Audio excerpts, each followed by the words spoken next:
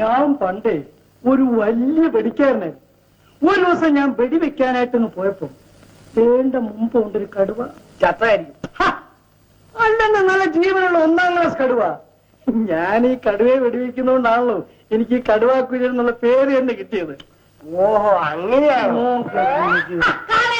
നീ പറ കുരിയച്ച. ഞാൻ കൊടുത്താനൊരു വെടി കൊണ്ട് കടുവ ചത്തു മലന്ന് കിടക്കും. അപ്പൊ ഉണ്ട് വേറൊരു കടുവ. അത് വിട്ടും കൊടുത്തായിരിക്കും വെടി. വെടി വെക്കേണ്ടി വന്നില്ല. ഞാൻ നോക്കിയപ്പോ ഇങ്ങനെ കുത്തിയിരുന്നു. ഞാൻ നിലവിളിച്ചു. ആ ചത്ത കടുവ ആണ്.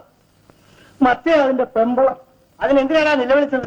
ഞാൻ പറയട്ടെ, അമ്മച്ചി കണ്ടിട്ടുണ്ടോ കടുവ നിലവിളിക്കുന്നത്? എന്റെ പൊന്നു കുരിയച്ച, ഞാൻ കണ്ടിട്ടില്ല. അയ്യോ എന്റെ പൊന്നമ്മച്ചി, അതൊന്ന് കാണണം. മനുഷ്യര് നിലവിളിക്കുന്നത് പോലെ. എന്റെ പൊന്ന് വെടിക്കാരാ, നീ എന്റെ മാപ്പിളയോ വെടിവെച്ചു. എന്നെ കൂടെ നീ വെടിവെച്ചാല് 3-4 കൊച്ചുങ്ങള്, മുലകുടി മാറാത്ത കൊച്ചുങ്ങള് പട്ടിയെടുത്ത് ചത്തുപോകും. അതുകൊണ്ട് കർത്താവിന് വിചാരിച്ചെങ്കിലും എന്നെ വെടിവെക്കരുത്. മനുഷ്യർ നിലവിളിക്കുന്ന പോലെ നിലവിളിക്കുക എന്റെ അമ്മച്ചി.